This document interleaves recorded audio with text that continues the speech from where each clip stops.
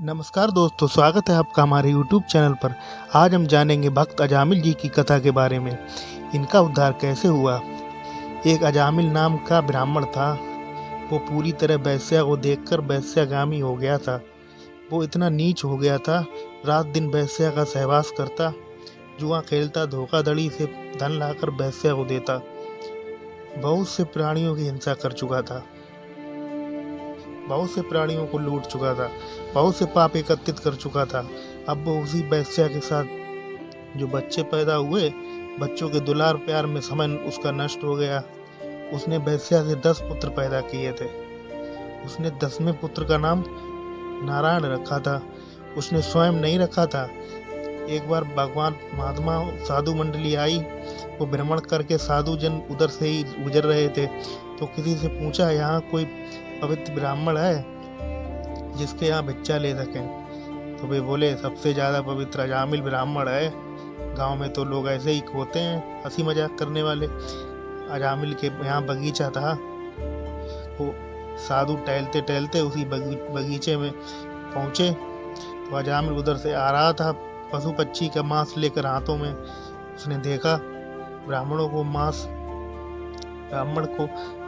फेंक कर ब्राह्मण को दंडवत प्रणाम किया और वो रो पड़ा। पता नहीं हम जैसे नीच का आज कैसे भाग्य उदय हो गया जो आप लोग हमारे यहाँ पधारे। बोले, हम तो बहुत नीच हैं, आप लोग हमारे यहाँ कैसे पधारे। पैसा के संग रहते हैं, गलत काम करके गुजारा कर रहे हैं। बोले, क्या मेरा उद्धार हो सकता है। तो ब्राह्मण बोले, तुम्हारी दुर्गति तो निश्चित है, बस एक तरीका है तुम्हारा उद्धार होने का। तुम्हारे भाग्य की रेखा देख रहे हैं, अभी एक पुत्र और होगा जिसका नाम तुम नारायण रख देना। संत इतना कहकर वहाँ से चल पड़े।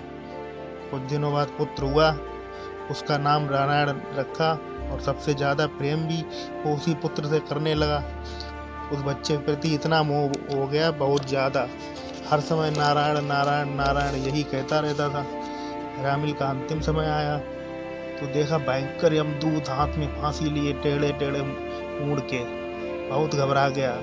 डर के मारे उसने अपने उसी पुत्र को आवाज़ लगाई, नारायण नारायण। यही नाम पुकारा, सच्चिदानंद भगवान के चतुर्भुज पार्षद प्रकट हुए। झटपटाकर यमदूतों की फांसी काटी। यमदूत बोले, तुम क्यों रोक रहे हो इस महापापी को नरक ले जाने से।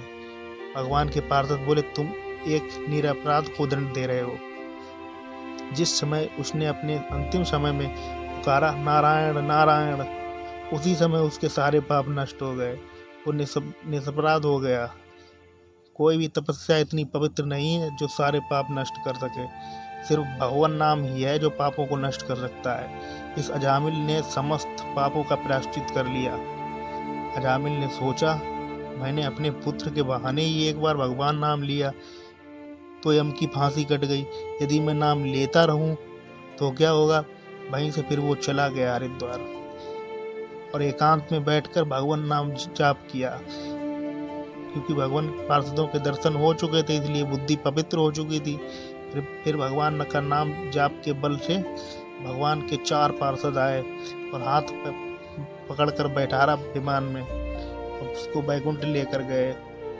इस तरह अजामिल जी का मात्र एक नाम से कल्याण हो गया। इतनी शक्ति है भगवान नाम जप में। इसी के साथ ये कथा समाप्त होती है। अगर हमारा कंटेंट पसंद आया हो तो सब्सक्राइब कर लें नेक्स्ट वीडियो के लिए। धन्यवाद।